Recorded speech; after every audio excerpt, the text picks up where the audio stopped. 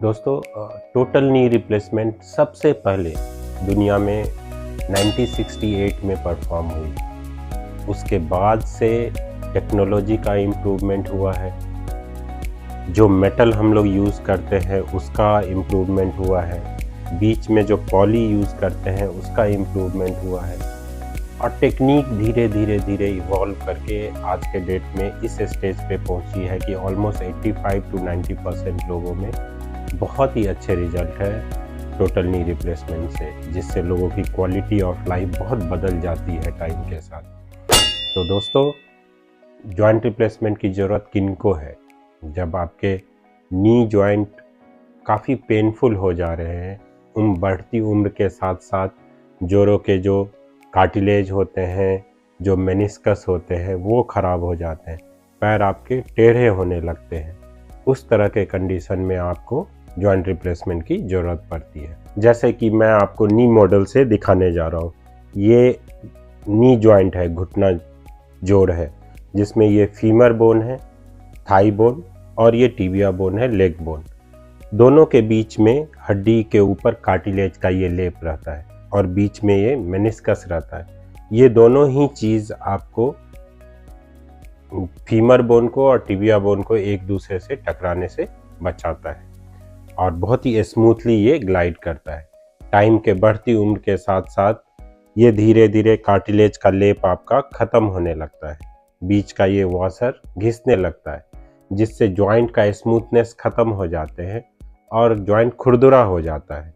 साथ ही साथ चारों तरफ बहुत सारे ऑस्टियोफाइट बन जाते हैं, पैर धीरे धीरे टेढ़े भी होने लगते हैं, जो बाहर की ओर चले जाते हैं पैर और अंदर की ओर भी चले जाते हैं, जिससे आपका वेट बेयरिंग एक्सिस डिस्टर्ब हो जाता है और ये आपका परमानेंट दर्द का कारण बढ़ जाता है। तो ये जोड़ों में परिवर्तन जो होता है, ये आपका हो सकता है उम्र के साथ जो परिवर्तन होता है, जिसको ऑस्टियोआर्थराइटिस बोलते हैं, या कुछ गठिया होते हैं जेनेटिक, जैसे कि रूमेटॉइड आर्थराइटिस है, एंकाइलोजिंग स्पॉन्डिलाइटिस है, या कुछ मेटाबॉलिक प्रॉब्लम होता है जैसे गॉटी आर्थराइटिस बोलते हैं, वो हो सकता है, या बहुत बार चोट यदि आपके जवानी में लगा हुआ है और वो नेग्लेक्टेड रह गया, सही ढंग से उसका इलाज नहीं हुआ, वो भी आपके बुढ़ापे में ऑस्टियोआर्थराइटिस कराते हैं। तो ये सब एक कॉमन कारण है और भी बहुत सारे कारण हैं जिसके चलते घुटना में आर्थराइटिस डेवलप हो जाता है। ये मोस्ट ऑफ द टाइम लोग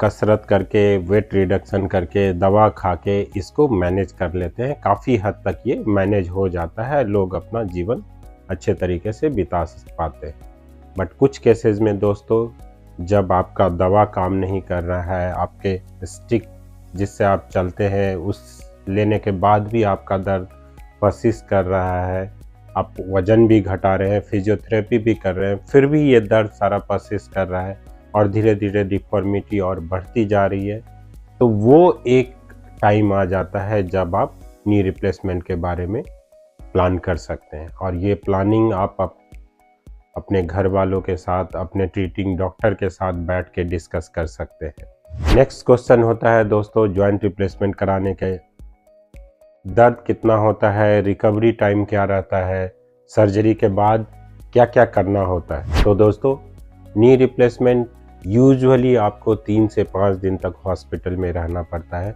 अब तो डे केयर सर्जरी भी आ गई है, जिसमें सुबह में करके शाम तक में बहुत सारे जगहों पे डिस्चार्ज भी कर दिया जाता है। यूजुअली हम लोग एपिड्यूरल कैथेटर के साथ करते हैं, जिसमें लोगों को दर्द ऑलमोस्ट ख़त्म हो जाता है। 5 से 7 दिन तक आपको कोई दर्द नहीं होता है। और इधर 3-4 दिनों में जब तक आप हॉस्पिटल में एडमिटेड रहते हैं, तब तक आपका नी बेंडिंग, चलना फिरना, टॉयलेट बाथरूम कैसे जाना है, वो सब गाइड किया जाता है, सो दैट कि आप 3-4 दिन के बाद यदि घर जाते हैं तो आप खुद से अच्छे से टॉयलेट बाथरूम जा सकते हैं। लोगों के मन में ये रहता है कि नी रिप्लेसमेंट करा के मैं कितने दिन बेड रिडन हो जाऊंगा, कितने दिनों तक दूसरों पे डिपेंडेंसी हो जाएगी। तो दोस्तों, अभी के टाइम में अब ये सारी चीज़ें ख़त्म हो गई है ऑलमोस्ट। आप खुद से टॉयलेट बाथरूम वॉकर के साथ या स्टिक के साथ सर्जरी के अगले दिन से ही जाना आपका अलाउ हो जाता है। साथ में फिजियोथेरेपी करके 2 हफ्ते तक करीब करीब आपका कंप्लीट नी बेंडिंग भी हो जाता है। लोगों के मन में है कि सर्जरी करा के हम ज़मीन पे बैठ सकते हैं कि नहीं बैठ सकते। तो दोस्तों जो इम्प्लांट यूज किया जाता है, यदि आप ज़मीन पे नहीं बैठते हैं तो उसका लाइफ लंबे समय तक रहता है। बट यदि आप बैठना चाहे, कभी कुछ इमरजेंसी है, तो आप ज़मीन पे भी बैठ सकते हैं 6 महीना साल भर के बाद, जब चारों तरफ का टिश्यू आपका एडजस्ट कर जाता है इम्प्लांट को। वो एक अच्छा सा कैप्सुलर लेयर बना देता है जिससे जॉइंट डिसलोकेट होने के चांसेस खत्म हो जाते हैं।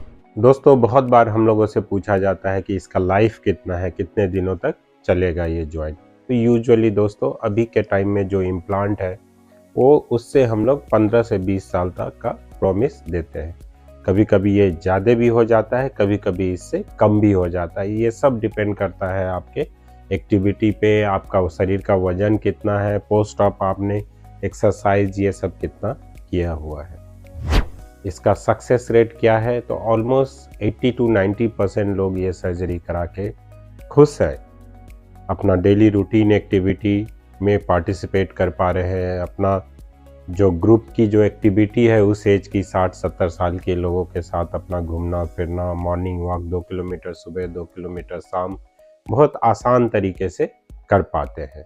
नेक्स्ट क्वेश्चन पूछा जाता है नी रिप्लेसमेंट में किया क्या जाता है। तो दोस्तों नी रिप्लेसमेंट में हम लोग ये कैपिंग होती है जो निकेल क्रोम कोबाल्ट का होता है, जो मेटल होता है, फीमर के ऊपर कैपिंग करते हैं, टिबिया के ऊपर कैपिंग करते हैं और बीच में ये पॉली हम लोग इंसर्ट करते हैं। यूजुअली ये अंडरस्टैंडिंग है नी रिप्लेसमेंट का मतलब पूरा का पूरा घुटना बदल दिया जाएगा। तो ऐसी बातें नहीं है दोस्तों। ऊपर के जो कार्टिलेज खराब हो जाते हैं, बोन जो टेढ़े हो जाते हैं, हम लोग केवल वो लेयर हटा के पैर को सीधा करके और ये तीनों चीज़ फिट कर देते हैं। सर्जिकल टाइम यूजुअली दोस्तों 45 मिनट टू 1 आवर का रहता है और इसके बाद नेक्स्ट डे से आपका चलना फिरना वॉक करके और फिजियोथेरेपी के असिस्टेंट से शुरू हो जाता है।